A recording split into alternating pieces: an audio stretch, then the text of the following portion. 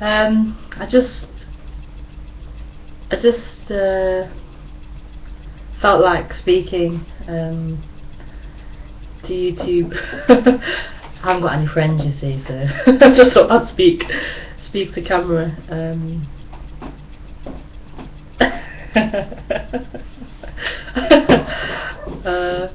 Yeah, I wanted to talk about there's this, I don't know if I call it an interest, but there's let's call it an interest. There's an interest in. It actually came about during my spiritual journey. There was this, obviously on the path you learn about chakras and angels and healing and meditation, etc., etc. But I also learned about African history, and along with that came learning about racism, white supremacy. And before that, for me, racism meant being called nigger or black bitch or whatever. Whereas after learning about white supremacy, it became racism was actually a system, an organised structure that affected all of life, so education, economics,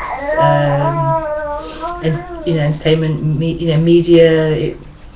All of life was affected by white supremacy, racism, and that was just mind blowing. It was like, wow, everything makes sense for understanding white supremacy, racism. And that went away along the path of spirituality. Kind of got more focused into non-duality, and it was like netty, not that, not this, not that.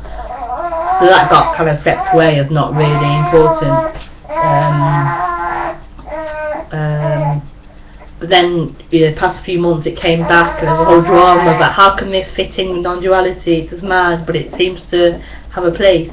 I don't know, but so I'm just here to talk about that, really, about the strangeness of something like that, which is about separation. It's about you and me. It's about the oppressor. It's about the victim. It's about right and wrong. It's about it's about that kind of thing. And yet it seems to have a place in this. It's kind of it's strange, and yet it's not strange. It's just that whole thing of real and unreal. It's a paradox.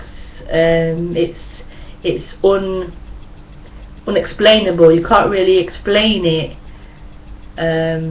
which is why it's kind of beautiful. It's a mystery. It really is, because you think that wouldn't be allowed. That topic is off topic, because it's not about the oneness. It's not about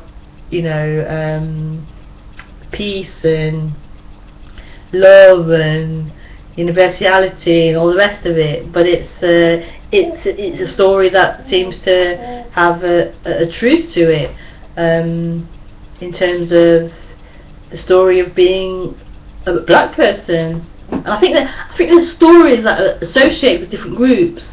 It's been called collective consciousness, where there might be one for black people, one for white people, one for I don't know, the rich, one for the poor. And it's like a world that we're all, a joint world where we're all kind of tapped into in a way. So it's a common story that we're all partaking in or a part of or something. It's kind of and this just seems to be one of them. And it's strange, because when I'm talking about it, like say my husband and I are having a debate about something, it's like so much, or when there's a story on the news about a black person being victimised by the police or whatever, and I'm talking about it on a blog or something, there's so much passion and conviction, and I'm talking about racism, white supremacy, and I'm talking about the wrongness, the unjustness of it, and there's so much genuineness and truth and realness and say passion and conviction, and yet it's real and unreal. There's also a I don't know, like it's superficial, like on the top, like oil on water, it's amazing, real and unreal. How could something be real and unreal? But that seems to be how it is. It's yeah, a definite mystery. And sometimes there's this feeling of, oh, just ignore this whole white supremacy thing, forget about it, it's not really, it's a story, and it's just, don't bother talking about it. But sometimes the urge just comes to talk about it, and situations will arise that relates to it, and I want to talk about it and express these opinions about it.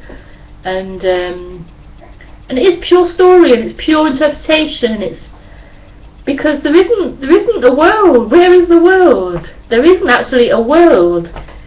The world is where? There isn't one. There isn't a world. And yet there is some kind of world that's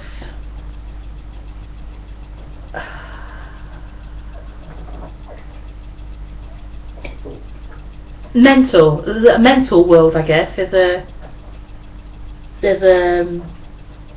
an idea that's plugged into or something. No, I'm not saying I'm doing that. It's just kind of, it's just what seems to happen. There's this location of the world. There's no world out there. There isn't anything. So, but yet I still feel like there's a joy and a not really a joy actually. I couldn't say a joy, but there's there's some kind of thing about talking about it, and there is a realness to it. There's a realness to it. Maybe white supremacy racism is like a good interpretation of this world idea or something. That's why it feels so true and so real, because it's an accurate kind of description of what's going on in the world. You know, white people, or the white nation, is on the top, and the blacker you are, the lower down you are.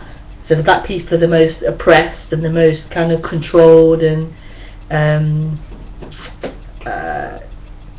neglected, or black history is completely suppressed and unrecognised and because, like, just for one example, just to, if people don't know about white supremacy racism, as a black person, black child growing up, I knew nothing about African black history. I didn't know there was a history before slavery. All I knew was that black people were slaves, and that was it. That was our contribution to the world, was just slavery. And to find out, because the Western world attribute the father of civilization to the Greeks. They say the Greeks created and passed on civilization to the world, whereas the Greeks themselves have said they learned from Africans. So it's blatantly there, but yet it's not talked about, or put in the media or in education or whatever. So that is an example of white supremacy, racism, black achievements, accomplishments, the origins of of civilization, of religions, of etc. It's from Africa. So that has a realness to it. Yes, that's true. But it's just, I don't know, I can't explain it. It's true, but it's not true. So so I don't know.